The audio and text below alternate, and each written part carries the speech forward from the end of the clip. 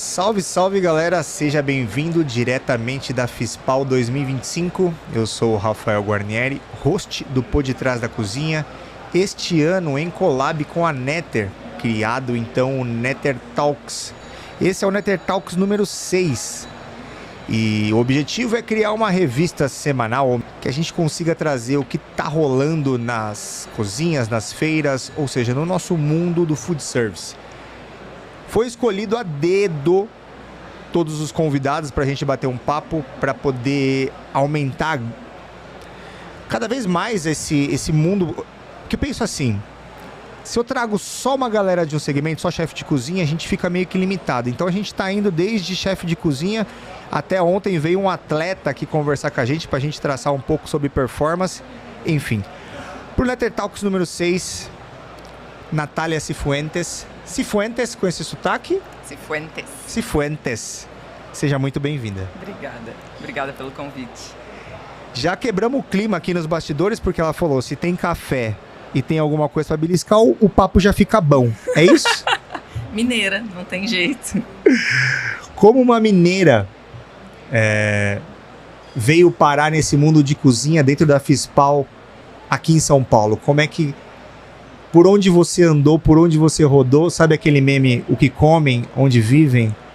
Como é que foi o nascimento da Natália Cifuentes, que é hoje? Então, sou mineira, filha de mineiros, minha mãe é do sul de Minas, meu pai é de BH mesmo.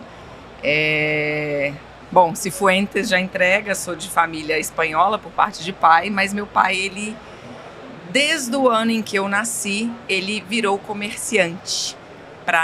Ele vendia móveis e equipamentos para nossa indústria, para mercadinhos, padarias, açougues, ali na Via Expressa em Belo Horizonte, que é onde está todo mundo, né, desse segmento ali em BH.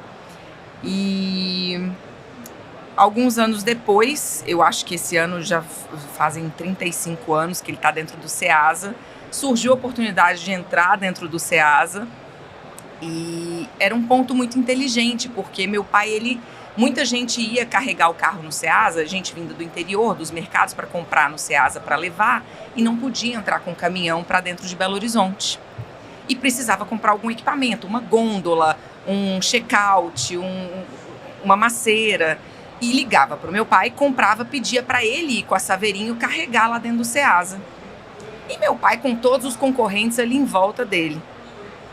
Aí ele batalhou o ponto no Ceasa e ele é o único do segmento lá dentro do Ceasa. Então o pessoal todo do interior já para o caminhão, carrega laranja e carrega check-out, carrega maceira, carrega vitrine, expositor refrigerado.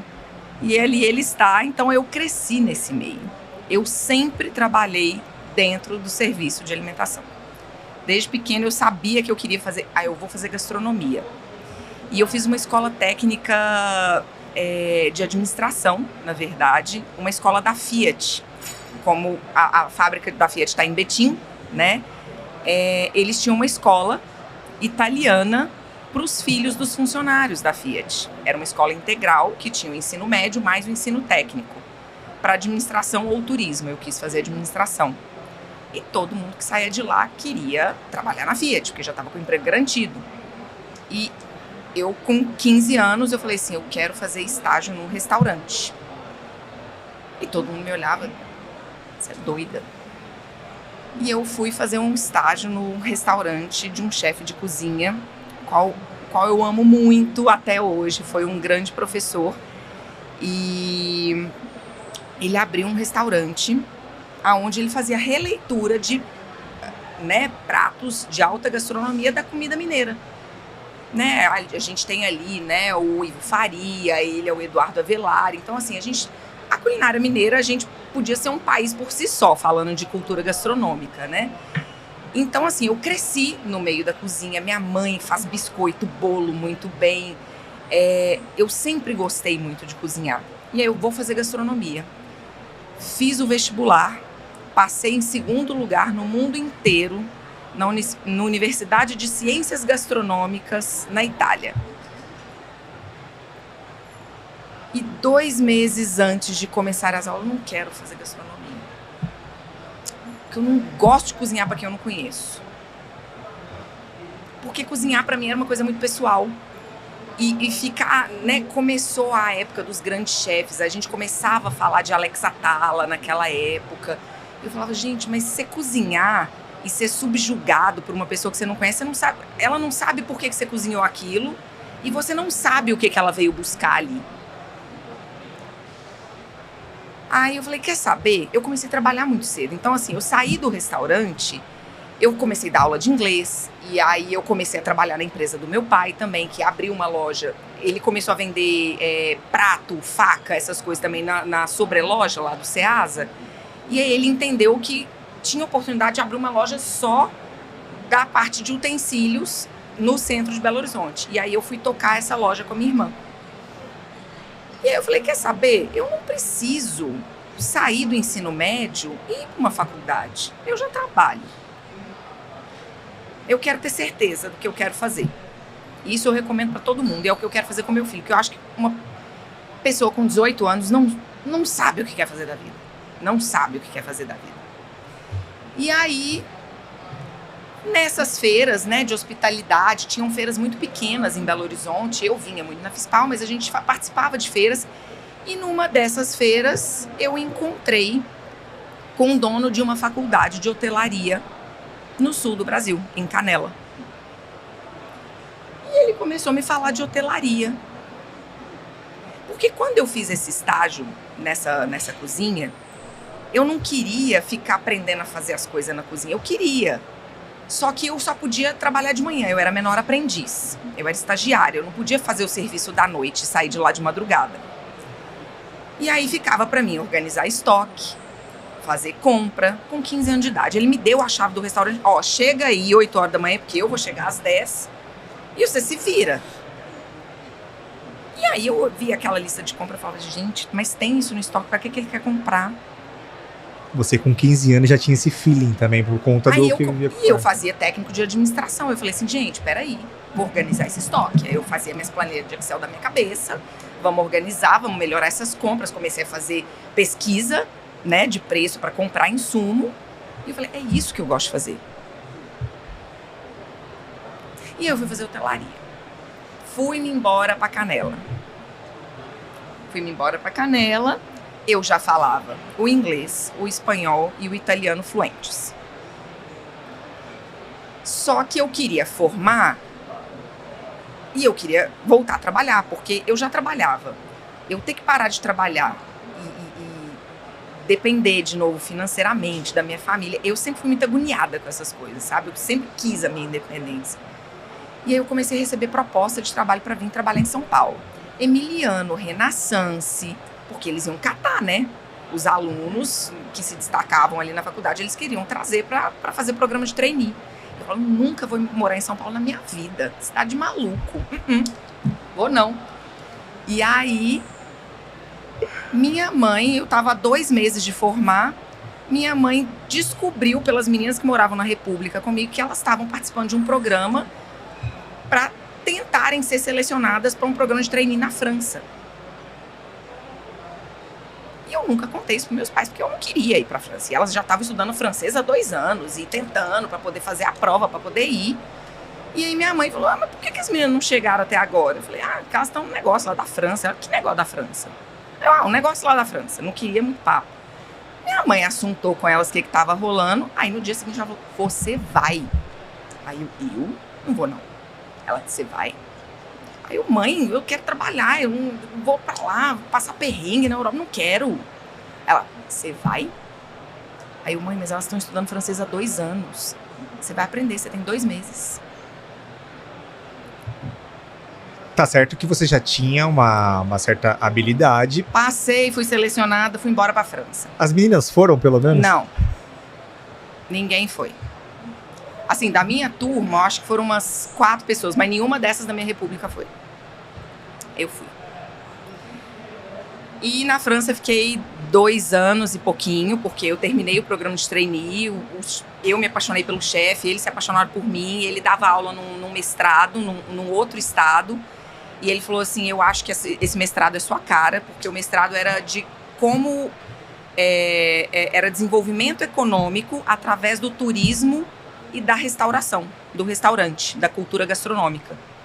Então era desenvolvimento de pequenos vilarejos na França, através de trazer a cultura, a gastronomia, o turismo, para trazer receita para essas comunidades. E aí fiquei louca com o estágio, entrei para um programa do governo, eu estava já fazendo um projeto para ir embora para o Mali. E aí deu a crise de 2008. Cortaram toda a subvenção de programa de pesquisa. E aí entrou um monte de chinês da faculdade, a gente ficou sem orientador. Eu falei assim, quer saber? Zona por zona eu vou voltar pro Brasil. Eu achei que eu ia passar o resto da minha vida lá. Eu já tinha adotado um gato lá. A referência de passar a vida. Eu tinha adotado um gato. Já tenho 8 vidas para cuidar, pô.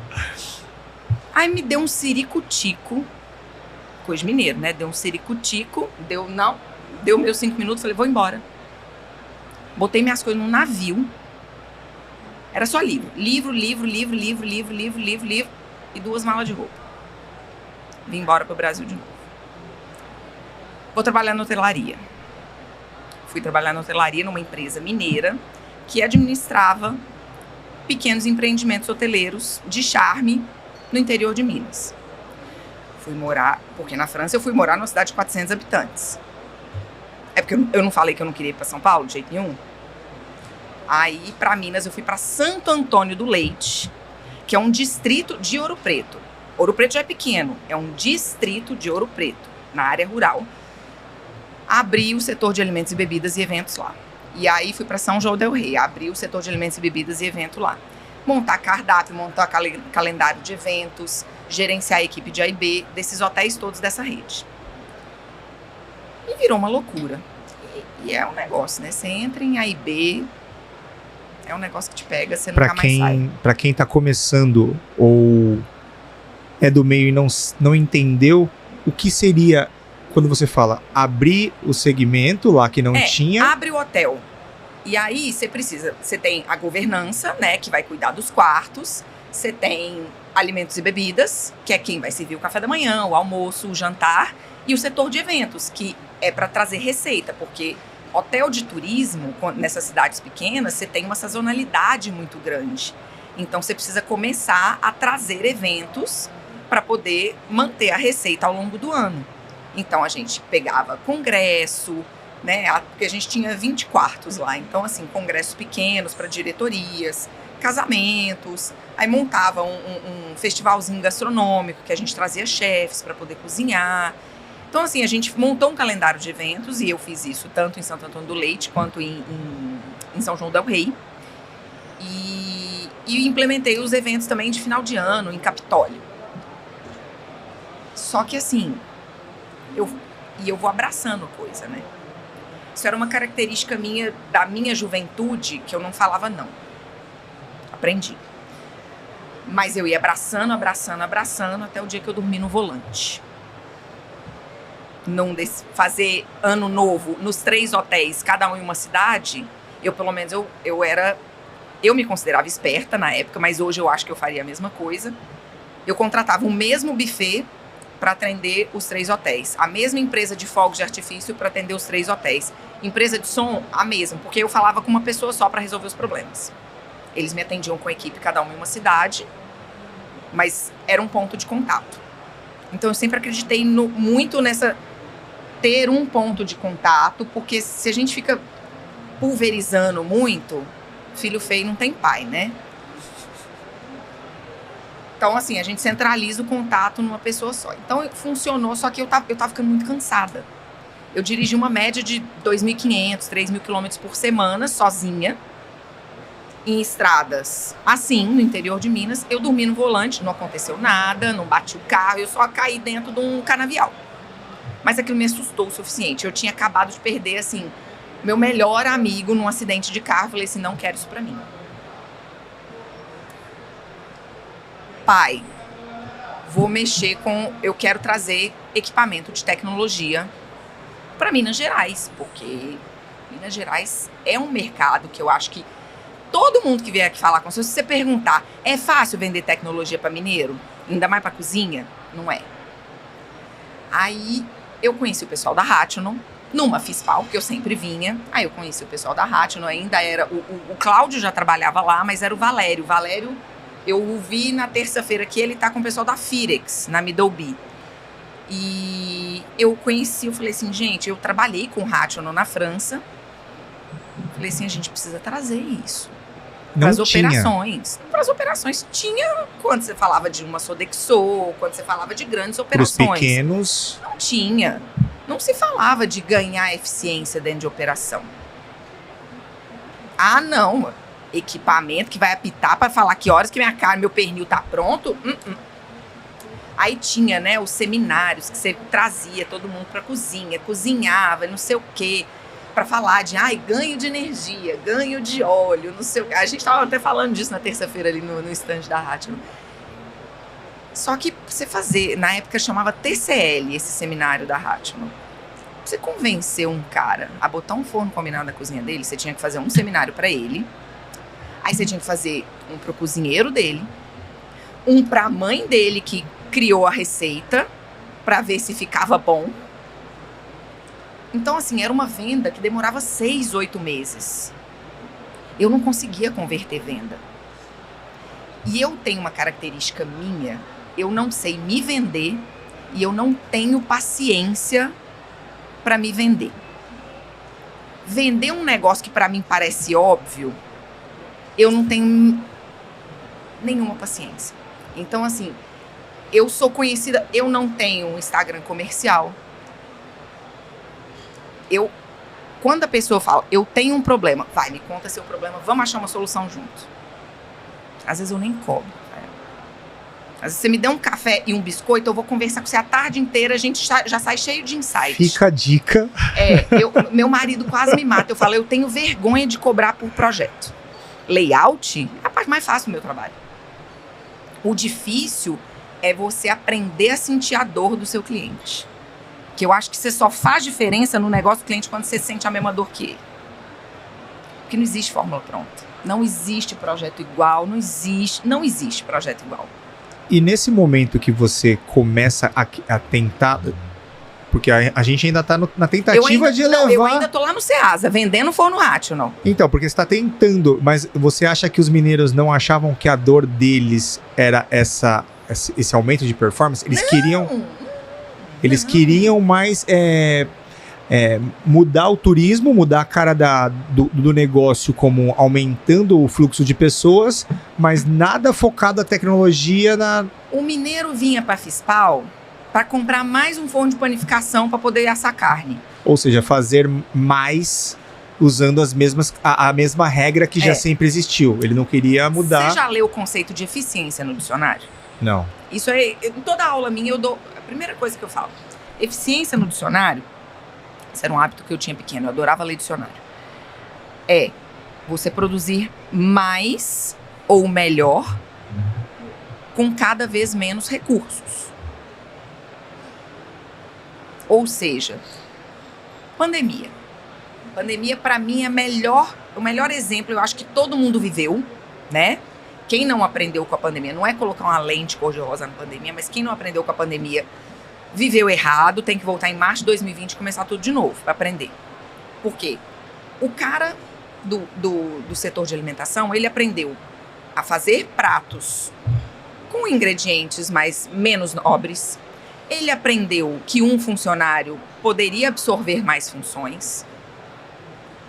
Ele aprendeu que o espaço dele tinha que funcionar para delivery, e quando voltou a atender salão, ele tinha que atender delivery, salão, e o cara que ia lá buscar para levar para casa, porque apareceu, né, o takeaway em algum momento. O takeaway não pegou tanto assim ainda no Brasil, mas o delivery, ninguém conseguiu largar o delivery mais. Porque ele virou uma realidade. Hoje ele é 40% do faturamento de todo mundo.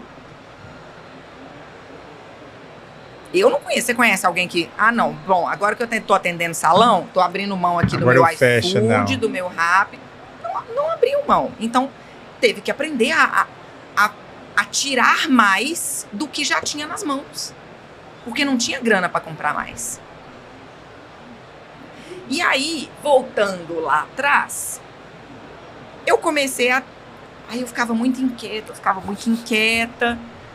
E aí eu comecei a conhecer muita gente, e aí me caiu de fazer um projeto.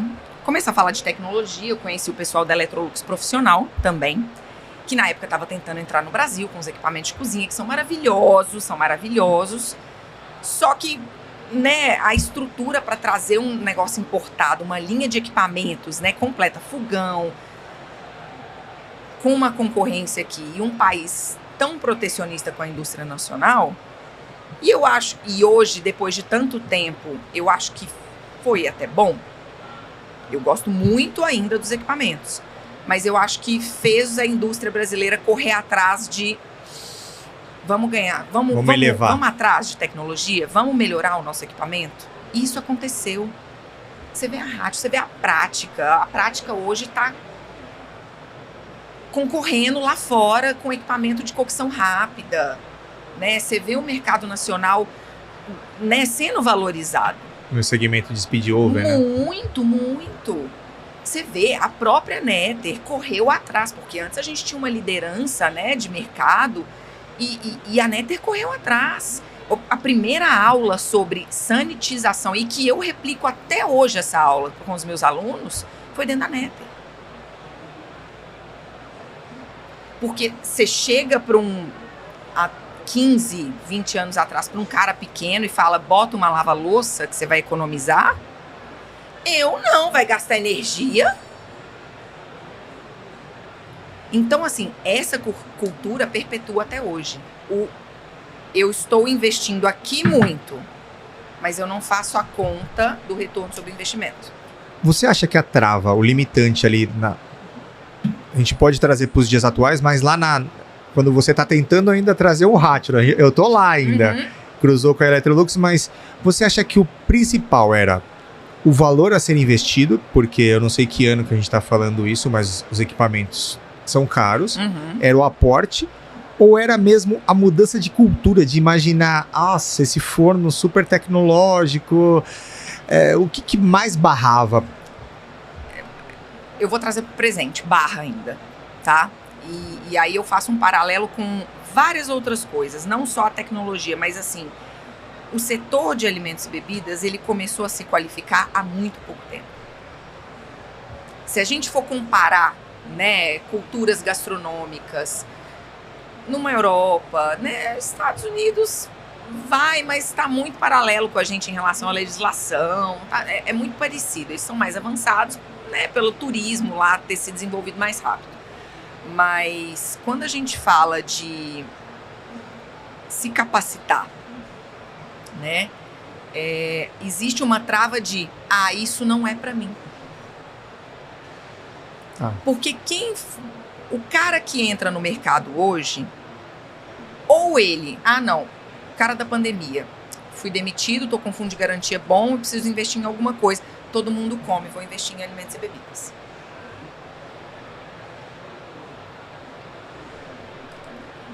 Aí começa a se formar, e é aí que ele entra na estatística que 95% dos negócios morrem antes do segundo ano. Porque ele não se preparou para isso. E aí a tecnologia é a mesma coisa. Quando a gente vai falar de legislação, projeto, que é onde eu tô, né? Mas para que eu vou contratar um projeto se o vendedor de equipamento me faz um layout? Projeto e layout são coisas diferentes. Uma das fases do meu trabalho é entregar um layout para o meu cliente. Uma das fases. E que é a fase mais fácil, que eu me divirto fazendo. Eu não tenho vergonha nenhuma de falar que já desenhei um hospital em 8 horas. Porque a gente já conhece o fluxo. A partir do momento que você conhece muito a necessidade, o problema do cara, o que vai resolver a vida dele, e ele tá de acordo com você, você já tá alinhado. Só que para você chegar nisso, são 3, 4, 5, 6 meses. Então você já tá pensando igual o cara. Botar o fogãozinho e a geladeira no AutoCAD é uma uva. É o momento que eu tenho de marido, hoje eu vou trabalhar de madrugada, tá? Porque eu preciso de estar... Não pode cachorro latir, não pode telefone tocar. Quando eu preciso produzir desenho de manhã, eu desligo notificação no meu telefone. É quando você não vai conseguir falar comigo no telefone, no WhatsApp, nada. Porque eu entro naquilo, eu hiperfoco. Eu fico lá, naquela telinha preta, assim, ó. É a parte gostosa, que é o... Pronto. Aqui, ó. Tudo que a gente conversou esses meses todos, tá aqui o layout. Mas espera aí, que agora você já tá falando você como projetista, mas você tem um lapso de tempo aqui que eu não me vem me engabelar, não. Mas eu não sou cronológica, gente. Eu tô falando de assuntos diferentes. É não, TDAH, tá? Não, mas isso daí eu adoro, porque isso é bate-papo. Isso não tem briefing, não tem nada. Mas eu só queria entender se você conseguiu. Se você conseguiu. Não consegui. Não conseguiu mesmo? Não. E eu tô aqui esperando o fim da história. Não é uma história bonita. Não é uma história de superação isso aqui. Não.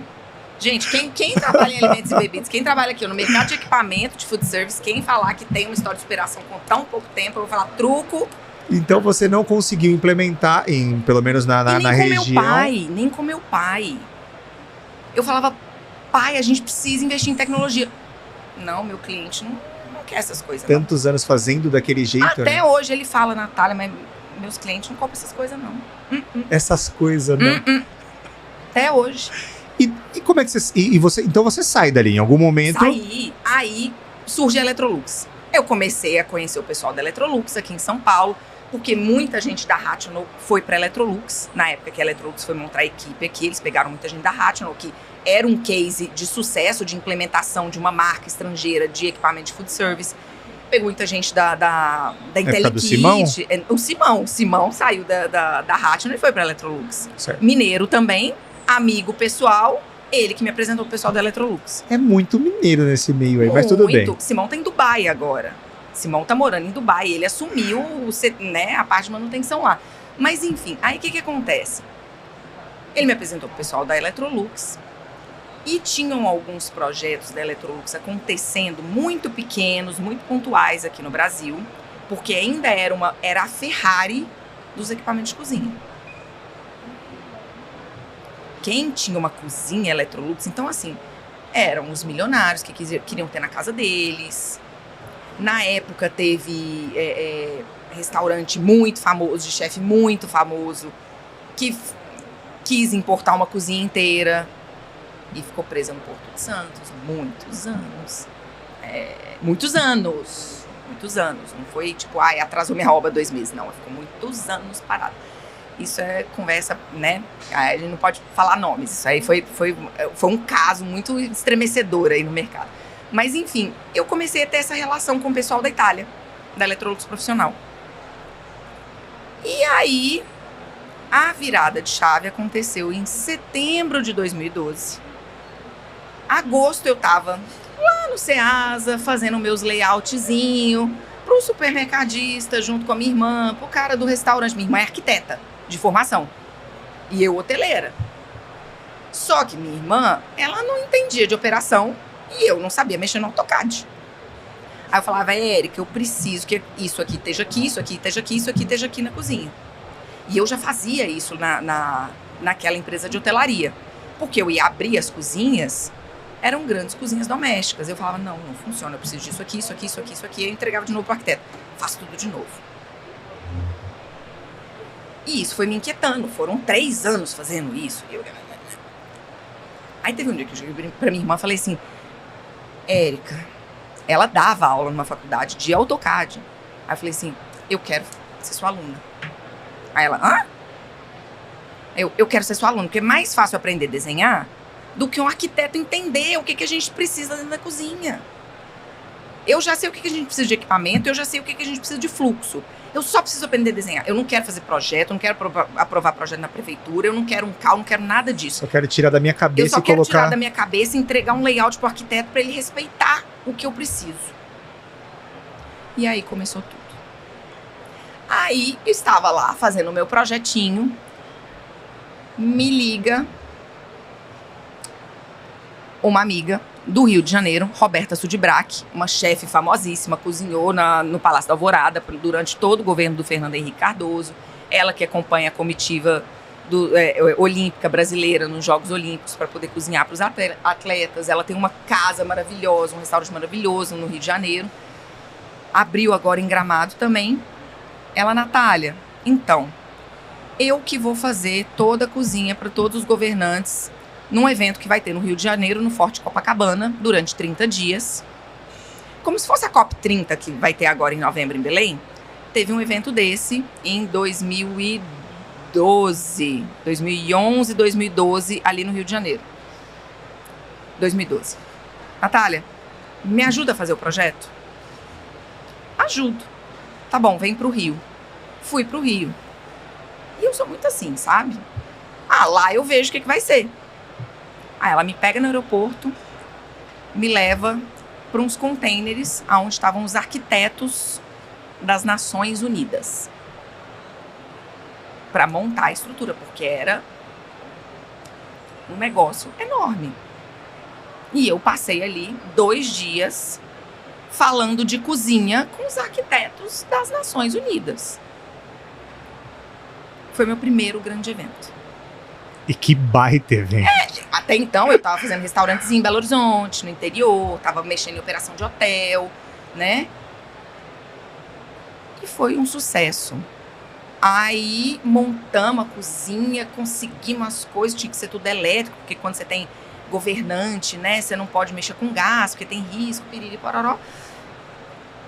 Aí ela me falou, então, quando acabar o evento, a gente vai destruir toda a cozinha. Eu, é o quê?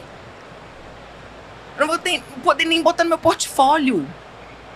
Até hoje eu não tenho meu portfólio, tá? Eu tenho um negócio que eu fiz lá, mas que... Mas na época você achava que precisava disso, Nossa, que isso ia ser o seu... que você ia apresentar. Eu achava.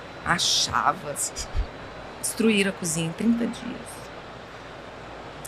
Enfim, aí achei uma passagem pra tirar férias em Nova York. Minha mãe sempre falava, o dia que você for pra Nova York, você não vai voltar nunca mais. Você vai ficar doida lá. E eu comprei essa passagem numa promoção da American Airlines. Era tipo R$1.500 ida e volta na época. Comprei. Fui. E no dia que eu entrei no avião, eu falei com a minha mãe, mãe, essa viagem vai mudar minha vida em alguma coisa. Ela, minha filha, mas você vai voltar, né? Não quero morar nos Estados Unidos, não. Mas alguma coisa vai mudar na minha vida.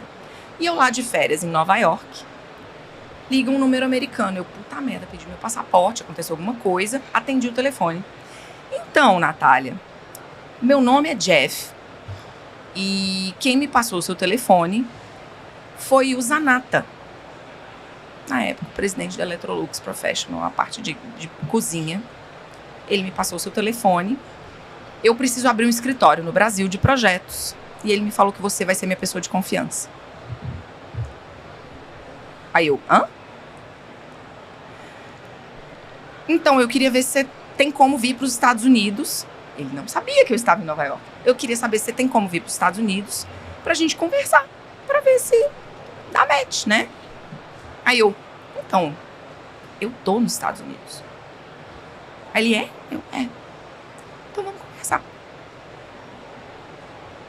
E aí eu abri o escritório da SDI no Brasil para fazer o projeto do Four Seasons, o primeiro Four Seasons do Brasil. E você conta de uma forma tão natural, parece que todas as pecinhas vêm se encaixando, sabe? Rafa, você tem uma coisa que eu falei isso hoje.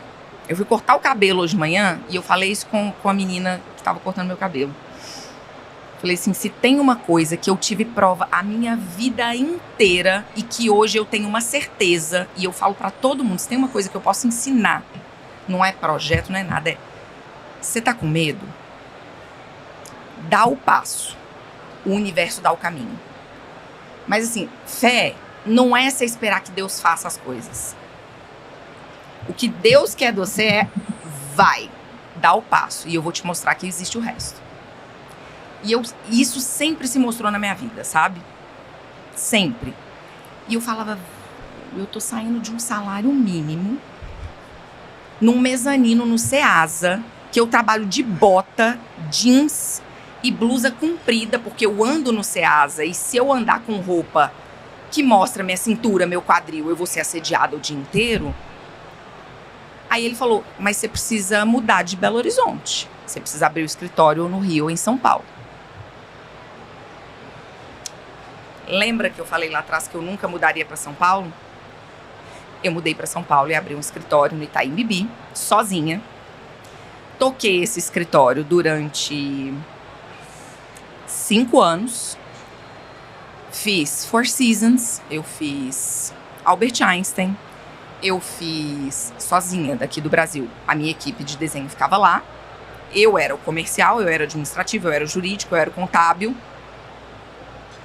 Eu fazia as concepções de projeto e só mandava para minha equipe lá nos Estados Unidos fazer as plantas para a gente entregar para as arquiteturas aqui no Brasil. E em que ano isso... Então você já entende a trajetória, tô amando, e o escritório está no Itaim e você fazendo esse monte de projeto que eu devo ter cruzado em algumas cozinhas conhecendo. Estava. Em 2017, eu tive meu filho em 2015. E quando eu tive meu filho, antes eu trabalhava 16 horas por dia. E assim, eu amava. E quando eu tive meu filho, eu comecei a duvidar muito. E eu liguei pro Eli, que era o dono do escritório, que pra mim é uma das sumidades da área. Ele, assim, é um dos caras que é tipo o Gandalf, sabe? Ele desenha até hoje com as 2 mãos. Ele já aposentou, mas assim, todo mundo conhece ele no mercado. E lá fora, né? E eu liguei pra ele e falei assim, Eli, eu quero sair. Assim que eu tive meu filho. Porque eu comecei a trabalhar 3 dias depois que eu pari. Eu era sócia do escritório, eu não tinha funcionário aqui. E nos Estados Unidos não tem licença maternidade, né? Foi a pegadinha. Então, 3 dias depois, eu tava trabalhando. Não ter licença, ok, mas 3 dias depois também... As minhas reuniões, eu morava muito perto do Einstein na época. Entre as mamadas, eu ia pra reunião. A equipe de engenharia lá virou assim, minha família. Eu trabalhei nesse projeto durante 5 anos. Em 2 projetos grandes no Einstein. Então, eu fiquei muitos anos lá dentro.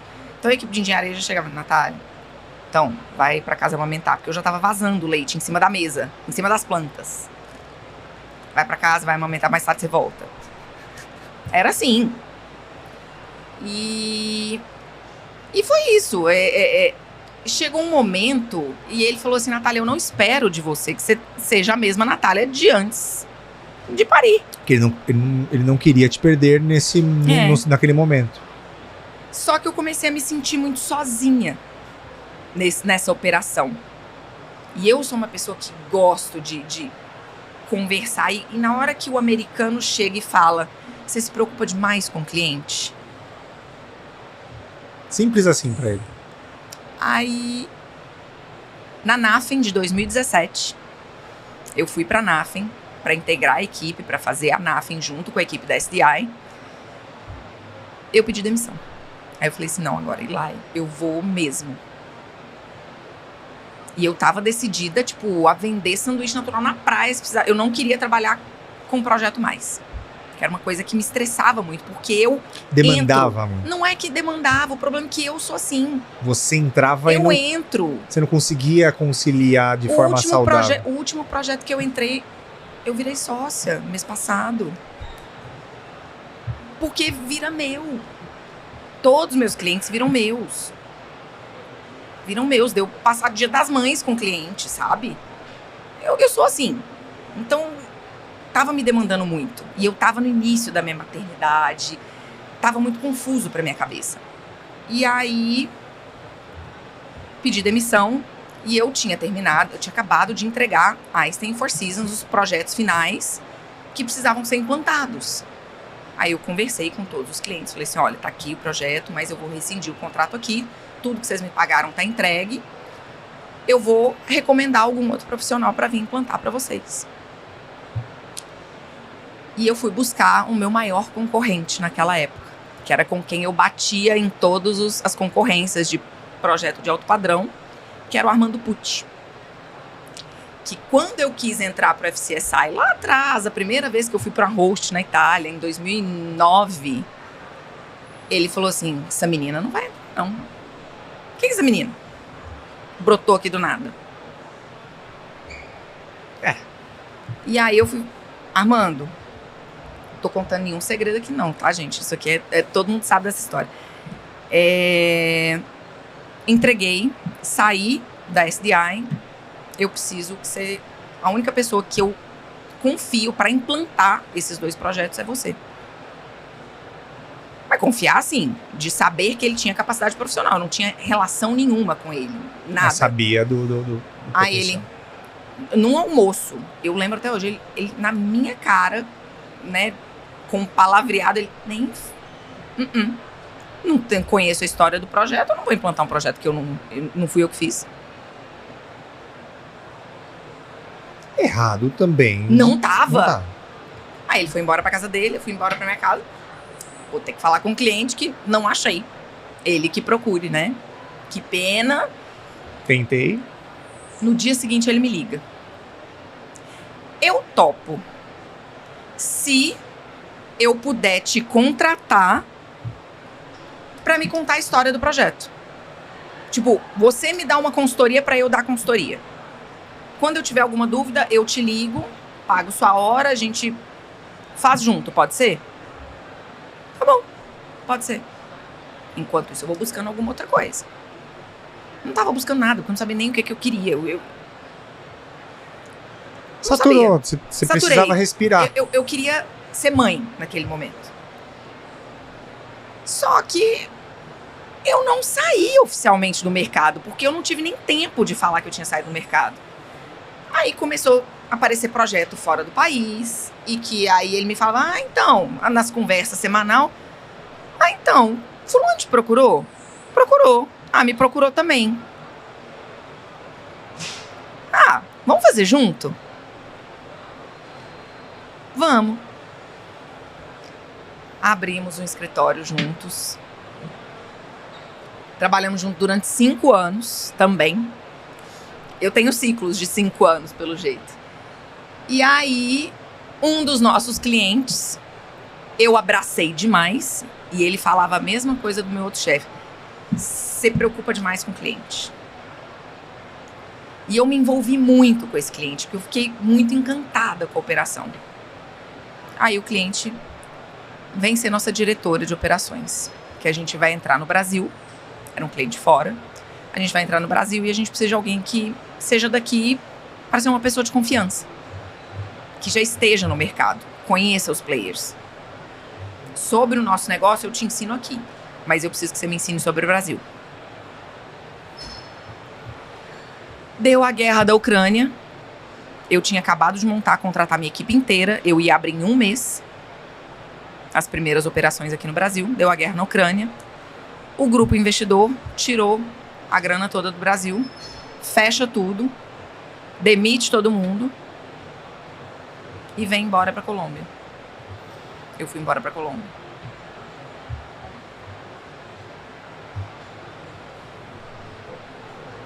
Fui embora pra Colômbia cuidar de uma operação de Dark Kitchens, com 400 Dark Kitchens entre Cidade no México, Lima e Colômbia. Então aí eu já tinha trabalhado como fornecedora de equipamento, como operadora de hotelaria, como projetista. Fui trabalhar como operadora de uma grande operação. 400 unidades de Dark Kitchen. Todas pertencentes ao grupo ou era como se fosse uma assessoria? Não, todas do grupo. Caraca. É. Todas do grupo. Na América Latina. E você tinha esse feeling de Dark Kitchen? Porque você, aparentemente... Eu era a pessoa que mais era contra Dark Kitchen nesse mundo. E como que você aceita esse negócio, meu Deus do céu? Porque eu fiquei encantada, eu fiquei curiosa. E só, não sei se pode falar, o que eles fariam aqui no Brasil também seria nesse viés de Dark Kitchen? Eles já tinham implementado 6 marcas que tinham funcionado muito lá fora. E que eles queriam nacionalizar essas marcas, trazer essas marcas para o Brasil, que tinham virado líderes na Cidade do México, em Lima e em Bogotá. Nós vamos trazer. A gente estava no meio da pandemia. Vamos trazer as marcas para o Brasil. E aí eu fui cuidar da central de operação deles, fui modernizar a central de produção deles em Bogotá para poder distribuir para a Colômbia inteira. Fomos montar no México. Aí quando eu vi que o negócio aqui no Brasil não ia pegar... Ah, entendi. Você tinha esperança de voo para lá. Aí porque eles falaram, interajo. não, vamos ficar 1 ano, você fica 1 ano aqui na Colômbia. Aí eu ficava 2 semanas lá, 2 aqui, 3 lá, 1 aqui. E meu menino morando aqui. Ah, ficava longe do filho. Ficava. Você tinha parado no começo pra ser mãe. Eu adoto meus clientes tudo. E nisso meu filho já sabe como é que monta uma operação de food service. É o com 10 próximo anos de que daqui a idade. pouco eu vou entrevistar, né? É. Entrevistar, bater um papo. E aí, foi isso. Aí, quando eu vi que não ia rolar no Brasil, eu cheguei pra eles e falei assim, vai rolar? Aí eles, então, deve demorar pelo menos mais 1 ano. Eu falei assim, então não quero mais, gente. Então, beijo, tchau. Não vou. Eu não aguento essa vida de, tô esperando alguma coisa acontecer, tô esperando alguma coisa acontecer. Eu nunca esperei nada. Eu sempre fui assim, ó. Não vou esperar acontecer, não vou. Aí sentei com o João. Quando eu voltei, João, um amigo, se tornou amigo desde o Einstein. Sentei com ele e falei assim, João, ninguém sabe ainda, mas eu tô voltando pro Brasil. Aí ele, você não vai fazer nada sem falar comigo antes. Aí eu falei assim, tá bom. Aí a gente tomou mais um café. Ô, Natália, eu tenho um setor de projetos dentro da Tupema e eu precisava dar uma sacudida, uma modernizada, sabe? Talvez implementar alguma nova tecnologia para facilitar a vida dos projetistas. Tô precisando que eles entendam um pouco mais da necessidade do cliente. Você não quer vir dar uma repaginada e a gente vê como é que a gente faz? Tá bom. E desde o início na minha cabeça, eu acho que eu nunca falei isso com o João. Eu sempre botei na minha cabeça. Vão ser 18 meses. Não sei por quê. Não sei por quê.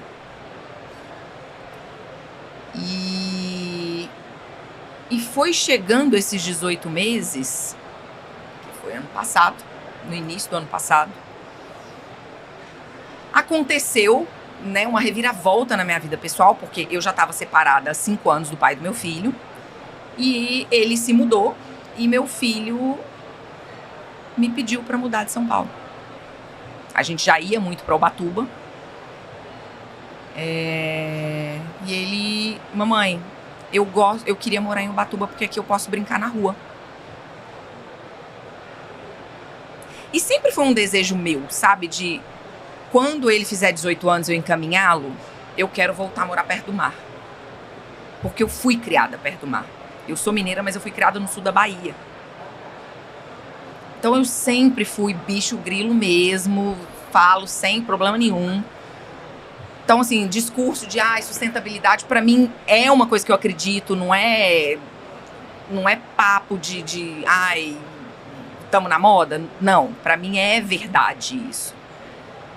E aí, isso foi uma sexta-feira, em maio do ano passado. Na segunda, eu sentei com o João e falei assim, João, eu quero ir embora. Aí ele, o quê? Aí eu quero ir embora. Aí ele, não, você não vai embora. Aí eu falei, João, eu vou embora, eu tô indo embora pra Ubatuba. Aí ele, inventa um cargo aí pra você não sei. Me ajuda a achar alguém pra ficar no seu lugar. E eu precisava que o Miguel terminasse, né, o semestre letivo dele. E foi isso que foi acontecendo. Eu achei outra pessoa pro meu lugar, o Felipe, um querido, tá lá. Veio do mercado, veio assumir o setor. E eu fui embora tranquila. Só que eu fui pro meio do mato. Aí uma vez por mês eu venho, João, tá precisando de alguma coisa? Aí fala, não, Natália, vem cá, dá um pulo aqui, vamos conversar, pintou um projeto aqui dentro, precisava de um insight seu, vem cá, e assim. E a minha relação sempre foi assim com todos, com o João, com todo mundo, com a Tramontina, o Fabinho, que eu vi a foto dele aqui, né? Eu sempre tive essa... E assim, eu estabeleci isso pra minha vida. Não, eu vou continuar ajudando o João, porque o João me acolheu na hora que eu precisava voltar. Eu vou continuar ajudando o João, mas eu quero voltar pro mercado. Porque eu tá dentro de uma única empresa, né? Que no caso ali era Topema. Amo de paixão, é uma família que assim se fez sozinha no mercado, mas eu sinto que para eu dar alguma coisa de conselho para alguém, eu preciso de repertório, e para eu ter repertório, eu preciso estar bebendo de todas as fontes. Eu preciso de conhecer muitas realidades, e eu estar dentro de uma empresa só não me dá isso. Você fica numa bolha, né? Aí eu falei com o João, eu quero voltar a fazer projeto. Mas eu não quero concorrer, eu não quero anunciar para ninguém que eu tô fazendo projeto. Eu quero buscar os meus clientes. Eu quero buscar o que eu acredito. Eu quero convencer esse cara de você tem um problema aqui. Mas não é projeto. Eu já não tô vendendo mais projeto de cozinha. O que você vende? Hoje eu sento, vamos rever, fazer um diagnóstico. O que está acontecendo na sua operação? Quais são os seus gargalos? Aí eu trago uma pessoa que é especialista em pessoas e processos, uma em ferramentas gerenciais para alimentos e bebidas. A gente vem, faz um diagnóstico completo e entende. Bom, a partir deste diagnóstico, você precisa de uma reforminha aqui,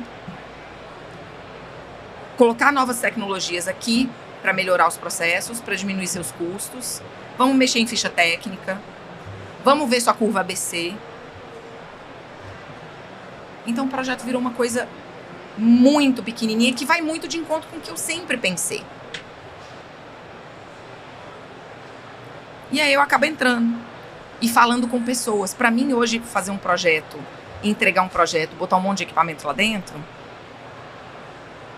eu tenho certeza de que não vai funcionar da maneira que eu pensei junto com o cliente. Porque a gente tem muitas pessoas operando aquela cozinha. Então, se você já não convence o cara de que ele tem que ter uma manutenção preventiva, que ele tem que saber operar aquele equipamento, que ele tem que saber a importância dele. Se eu usar mais detergente para lavar minha mão, para lavar esse copo, no final do mês, vai sobrar menos para mim? Então, assim, uma coisa que eu tenho convencido quase todos os meus clientes é a distribuir parte do lucro no final do mês para a equipe, e não a caixinha, não só a caixinha. Porque a partir do momento que o operador, né, a pessoa que está ali no chão da sua operação, ela entende que cada casca a mais que você joga no lixo vai aumentar o custo operacional, vai diminuir a margem. Vai diminuir o lucro. Ele não se compromete. Sim. Eu quero que ele ame Faça aquele parte. negócio tanto quanto eu amo. Então, para ele se comprometer, ele tem que virar um sócio. Então, quando a gente começa a falar de desperdício, de sustentabilidade, aí, meu filho, aí a novidade do verão. Eu me formei pela FAO, da ONU, que cuida de sustentabilidade para agricultura e produção de alimentos. Me formei em sustentabilidade na cadeia produtiva de alimentos em Roma. Foi minha última incursão. Fui embora para a Itália, formei lá em janeiro e agora fez tudo sentido na minha cabeça. Tudo que eu acreditava, gente, mas faz sentido. Então tem gente fazendo isso também. Eu não tô criando... Não tô. Porque Aquele meu papo de doida não era papo de doida. Até era. Mas faz sentido, porque aí quando você coloca as pessoas para se comprometerem ao não desperdiçar 1/3 de todo o alimento que é produzido no mundo, Rafa, é jogado no lixo mesmo antes de chegar no prato das pessoas. 1/3 de tudo que é plantado, de tudo que é transportado, antes de chegar no prato das pessoas. É como se você morasse na sua casa, não sei se você é casado, você e sua esposa, e você fizesse um prato a mais de comida e antes de levar para a mesa, deixa eu jogar no lixo. E você... Entendi. A gente... É bastante informação que eu tô captando. Mas agora você tem literatura, então você tinha já um olhar natural da coisa como um todo, você começou a olhar os negócios, saiu só daquele olhar de projeto, só de máquina e começou a olhar para o negócio da pessoa, começou a gerar valor. Então, peraí, vamos olhar seu negócio como um todo. Vem essa literatura da sustentabilidade, agora você formada, e você começa a ver realmente o que acontecia, porque teu dado, teu número, a gente tem, né? Vem, apresenta, mas você começou a ver na real o que acontecia. Rafa, a gente entende que o objetivo não é vender equipamento, não é implantar tecnologia, é por que eu estou implantando a tecnologia? Qual que é o meu problema que me levou a vir com essa solução e o que eu vou ganhar com isso? Então, quando eu vendo uma máquina de lavar louça, por exemplo, eu tenho que mostrar que eu tô com menos hora homem lavando louça, que eu tô consumindo menos água, infinitamente menos água. Quando a gente fez a implantação de lavagem, de lavadora de utensílio para lavagem de louça em um dos meus clientes, que gastava 25 mil litros de água por dia para lavar todas as panelas higienes da operação. Era uma operação gigantesca, mas 25 mil litros de água não dá para ser. E aí você entra dentro da operação de lavagem de utensílio, você já deve ter entrado.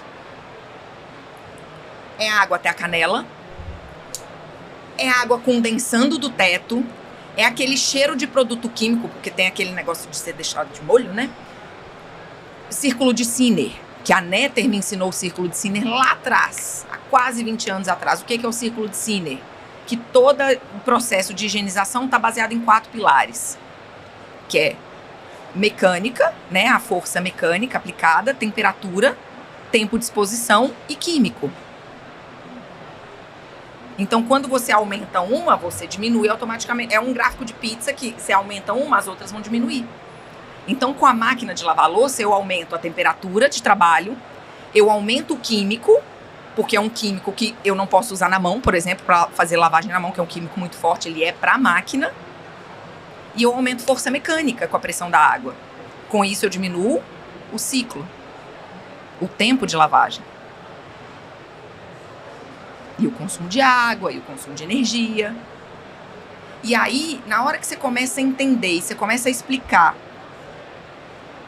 o porquê das coisas, você vai investir nisso aqui, é mais caro aqui agora, mas isso vai te trazer isso, e vai te reduzir o seu custo operacional, você vai ter uma margem maior para ganhar no final do mês.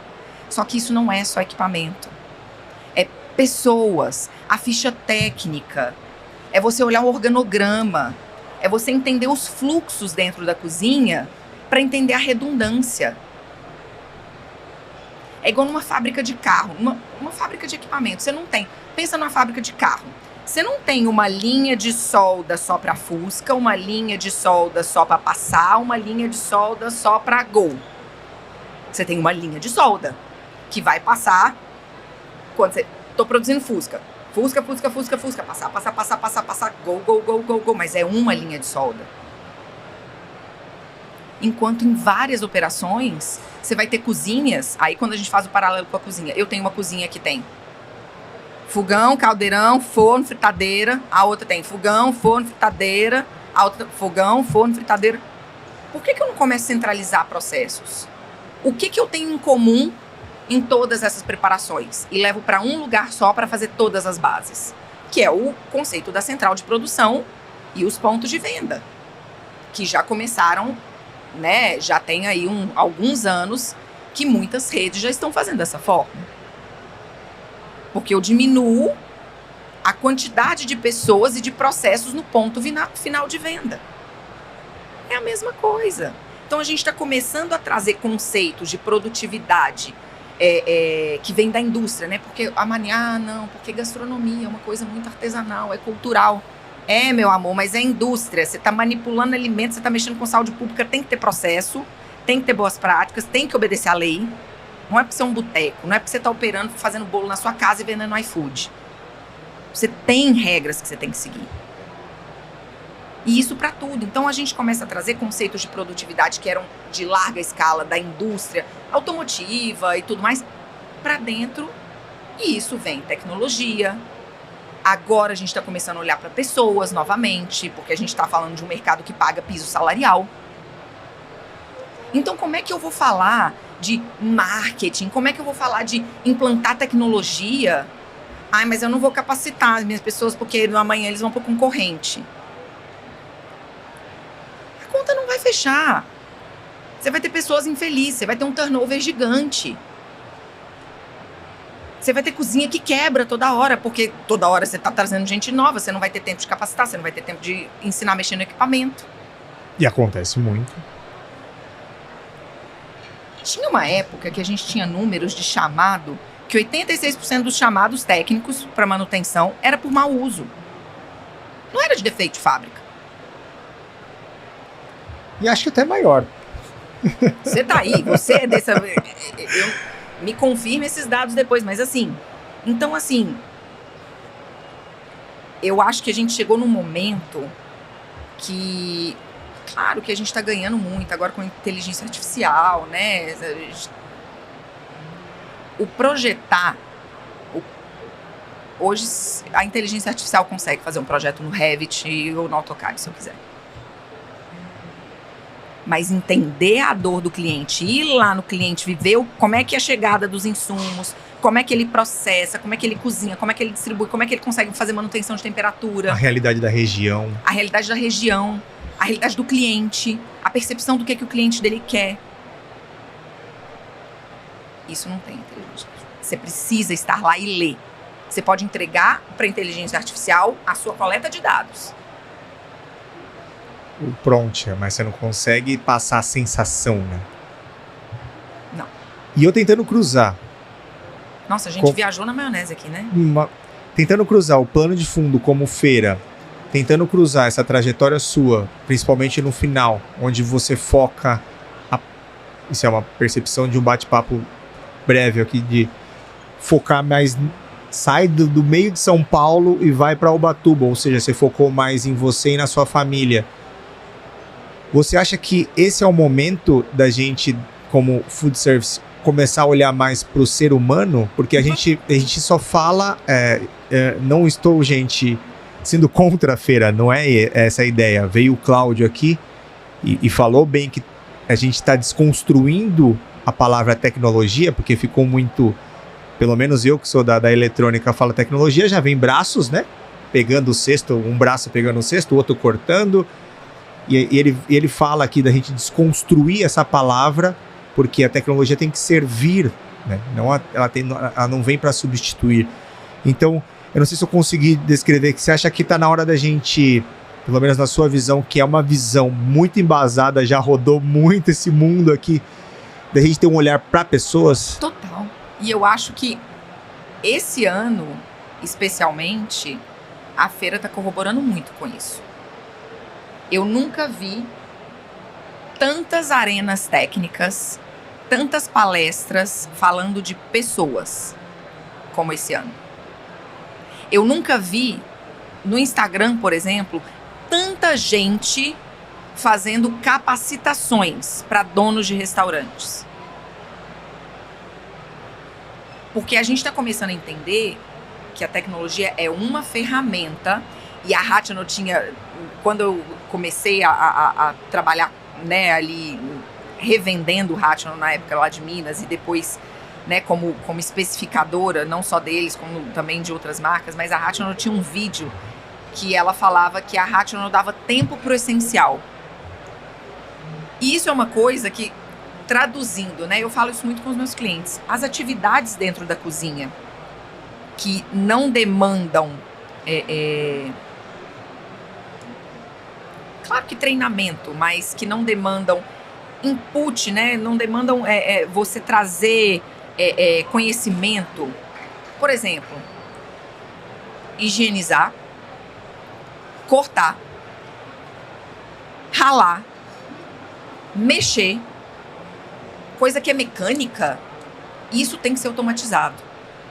Pro meu cozinheiro poder ter tempo de receber os insumos, olhar os insumos, ver se estão adequados, criar a receita, montar o prato. Para as coisas que o conhecimento, a sensibilidade agregam. É igual simples, uma chave de fenda e uma parafusadeira. Você está trocando pela parafusadeira, mas você tem mais tempo, você vai olhar o seu móvel. Ah, é isso, eu estou colocando no lugar certo. Pessoa que fala pra mim, não vou comprar um processador de alimentos pra minha cozinha porque é muito caro. Meu amigo, o payback disso é em menos de um ano. Eu imagino você já ouvindo isso. Não, mas Rafael, o problema é que eu não tenho filtro. Isso eu precisava fazer. Eu já tenho 9 anos de análise. E o ruim é que eu peguei uma analista pior do que eu, que ela tem menos filtro que eu. Mas eu precisava ser mais educada, assim, sabe? Não é possível. Vamos fazer conta. Vem cá. Vamos fazer conta. Adoro. Eu ando com papel e lapiseiro o tempo inteiro para fazer conta. Qual que é o salário? Qual que é o salário do seu funcionário? Vamos lá, vamos contar. O valor hora dele. Caldeira basculante, gente. Eu não consigo entender. Fabricantes, por favor. Ó, não dá para fabricar caldeira que não bascula mais. Porque assim, aí você chega no cliente. Quanto tempo que seus operadores levam para cozinhar? Tirar as coisas de dentro da panela depois que estão prontas. Depois lavar para fazer outra coisa. Aí a gente contabiliza. Agora vem cá. Quanto custa a sua hora de trabalho desse funcionário? Com encargo e tudo. X. Então vamos fazer a conta. Em quanto tempo? Só em economia de tempo aqui, você comprar uma caldeira basculante vai mudar a sua vida. Vai economizar quantas pessoas aqui nessa operação? Essa conta que a gente agora tem que fazer à força, sabe? Que eu entendo que o óbvio tem que ser dito, né?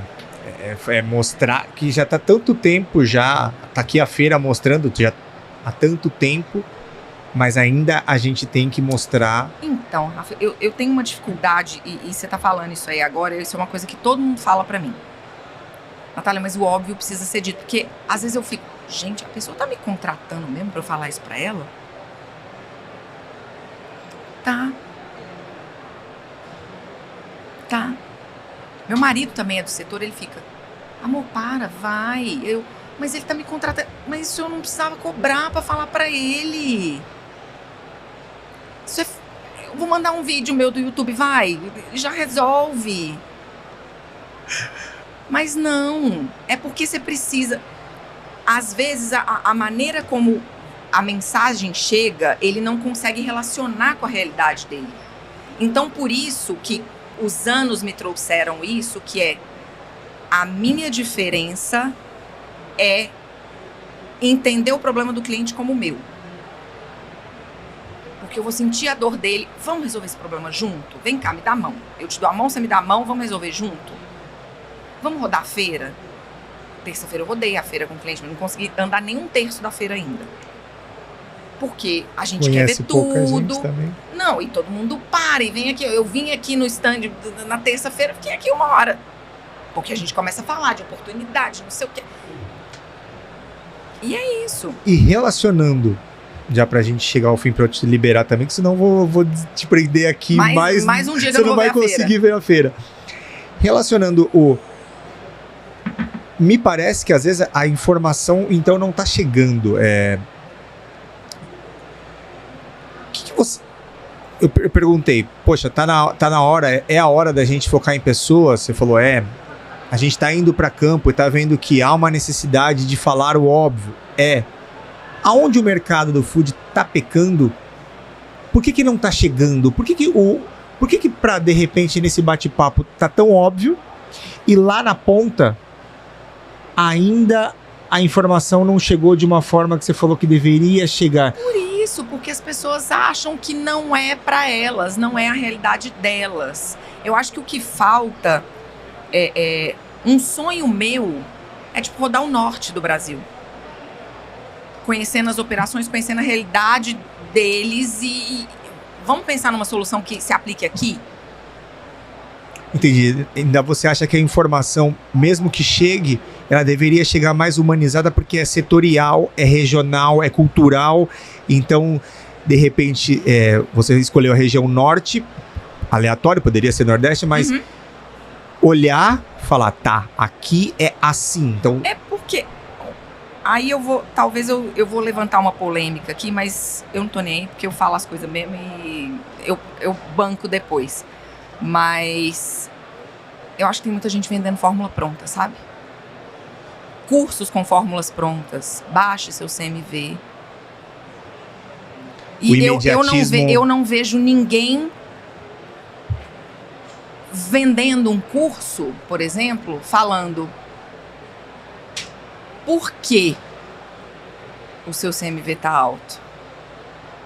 Como são suas pessoas? A gente está elitizando muito a informação do qualquer pessoa vai ver o meu curso e vai conseguir relacionar com o problema dela.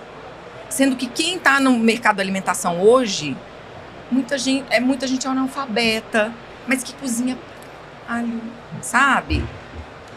Então, de repente, não tá faltando informação. Tá chegando informação demais que não é viável, às vezes. Não, tá chegando informação que... Exemplo, que eu acho que como baixar seu CMV, compra aqui meu curso, ele olha e fala... O que é CMV? Exato. O que é ficha técnica? A gente tá com um buraco aqui no meio. Olha que coisa linda. Semana passada eu fui num cliente fazer um diagnóstico deles. Eu fui com mais 2 pessoas junto comigo. Eu vou atacar... ambiente físico e tecnologia, você ataca e processos, né, de produção de alimentos, você ataca pessoas e vê se são as pessoas certas nas posições certas e você ataca processos gerenciais. Aí eu conversei com um cara que de cozinha ele tem 25 anos e ele chegou pra mim, eu tô fazendo faculdade de gastronomia. Aí que demais, eu cheguei sabendo, né, o que rola nas faculdades de gastronomia. Falei assim, e aí, o que você aprendeu de novo? Que você não sabia antes? Os nomes das coisas.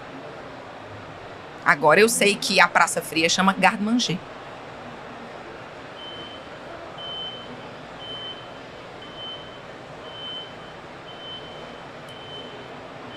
E o que muda isso? Você precisa de uma faculdade para saber picar, para saber cozinhar. O brasileiro, a comida faz parte do dia a dia do brasileiro. Então, quem abre um negócio, normalmente tem uma avó que cozinhava bem, tem uma receita muito boa. Nossa, o pão de queijo da minha mãe é bom demais, vou fazer pão de queijo para vender e dá certo e vai multiplicando e abre uma indústria de pão de queijo. É assim. É assim. A gente vai ter os grandes grupos, mas o cara que alimenta, que move, né, a alimentação fora do lar, é a mulher que vende bolo na frente de um centro empresarial de manhã com a garrafa de café. É o cara que todo ano vai na loja do meu pai, lá no Ceasa, com uma caixa plástica, um engradado plástico com moeda de R$1 para trocar ou comprar mais um carro de milho para ele. Por que a informação não está chegando nessas pessoas? Era essa a resposta que eu acho que eu esperava ouvir. Sabe? Parece que esses caras eles não vêm na FISPAL, eles não conseguem vir eles na não FISPAL. Sabem o que é FISPAL. Não sabem. E como se a gente pudesse... Se a gente tivesse o poder agora... O empresariado precisa investir. É daí que tem que partir. Capacitação não é custo, é investimento. Tá tendo uma iniciativa agora, em Belém do Pará. Vou falar mesmo, propaganda, e é completamente parcial, não é imparcial mesmo. Meu marido foi contratado para capacitar 1.000 pessoas em Belém do Pará, porque foi uma iniciativa privada do empresariado. Vai ter COP30 no final do ano. E o que acontece nos Jogos Olímpicos, por exemplo? Ele trabalhou nos Jogos Olímpicos com o gerenciamento de equipes de alimentos e bebidas. O que acontece? Vem gente do Brasil inteiro, voluntários, vem gente, quero trabalhar na COP30, não sei o quê, quero trabalhar nas Olimpíadas. Acaba o evento, vai todo mundo embora para sua casa. Ou seja, a região o que fica de em si... legado para a cidade? A Aí o que o obra. empresariado fez? Espera aí, vamos montar aqui um hub, vamos investir. Então, é o cara que tem uma empresa de som, o outro de palco, o outro de luz, o outro de evento, o outro de catering. Vamos Elevar essa região para... Vamos pagar uma empresa para capacitar 1.000 pessoas ao longo de 2025. Perdi meu marido, né? Porque passa 2 semanas em Belém do Pará, 2 semanas no Batuba, 2 semanas em Belém do Pará. Mas ouvindo a sua história, você não tem nem como reclamar disso, o tanto que você já rodou. Junto. E eu falo, não tem nada pra mim lá. Não, gente, eu quero. E ele tá indo, que aí são 6 dias com cada turma. O que é hospitalidade? O que é servir? Perfeito. E não vem o dono do restaurante. Vem a tiazinha que é faxineira na empresa de eventos, a outra que faz bolo, a outra que é vendedora na loja de chocolate. O que é hospitalidade? 2 dias. Aí, depois dividem essas equipes. Eu quero trabalhar com atendimento. Aí ele continua dando a parte de hospitalidade. Não, eu quero aprender a mexer dentro da cozinha. Aí vai lá pra cozinha, tem a outra professora dando boas práticas. Lavar a mão, descascar fruta, aprender a fazer salada de fruta, suco, salada. Parece que a gente ataca na cultura, né? Parece que a gente vai... E é de graça esse curso. O empresariado está bancando. A pessoa sai de lá com avental, com caderninho. Motivada, né? E traz, no mês seguinte, ela traz a sobrinha que trabalha com ela para poder fazer o curso também. E seria muito bom daqui a um tempo, eu digo, não sei, você define, a gente falar sobre o que reverberou isso, né? Porque... Mas já tem os vídeos dessas pessoas. Meu negócio mudou. As pessoas que participaram da primeira turma, eles estão trazendo essas pessoas de volta para falar. Tá. Porque eles precisam entender o impacto do que está acontecendo. Que nem eles sabem o que eles iam esperar. Sim. Porque o que a gente espera é que acabou a COP30, o mercado, a régua já subiu um pouquinho. Perfeito. Então, assim, o que falta hoje é o empresário do setor de alimentos e bebidas entender que capacitação de pessoas não é um custo, é um investimento. E um investimento necessário. Necessário. Como o segmento inteiro, né? É para a longevidade do negócio dele. E até as próprias marcas, isso deveria ser... Isso poderia ser um pacotão entre marcas, mercado e tudo, porque tudo eleva. Não adianta nada a gente vir com o melhor equipamento de fora de uma cultura que já está preparada há anos para aquela marca e colocar num ambiente não fértil. Exato. Isso é uma visão... Então, assim, hoje eu entendi que, da mesma maneira que eu me especializei muito e eu estou escolhendo aonde eu quero fazer meus projetos, aonde eu quero me desafiar, eu vejo que às vezes eu preciso de ferramentas que eu não tenho. Então eu vou, colega de profissão, vem cá, me ajuda aqui, vamos fazer esse projeto junto? E eu abraço todo mundo e apresento todo mundo. A gente tem que parar de ter medo de concorrência. Porque todo mundo vai ganhar. Eu tô bem socialista hoje, né? Mas eu sou. Nem perder, como é que era a frase? Nem perder, nem ganhar, todo mundo vai perder, todo mundo vai ganhar. Ô, gente, eu acho que se... uma cliente minha, ela tava falando, Natália, eu tô pensando em contratar esse cara pra poder vender mais. Eu falei assim, filha, se ele tá ganhando, é porque você tá ganhando. Então, assim, se a gente tem uma equipe que tá satisfeita, significa que você tá faturando. É que você tem um olhar totalmente diferente já, né, Natália? Já sai um pouco do... O seu formato de fala, de visão já transcendeu o que a gente, de repente, ainda tá tentando vender no dia a dia. A gente tá ainda sobrevivendo. Você já tá num outro olhar. E... Não sei.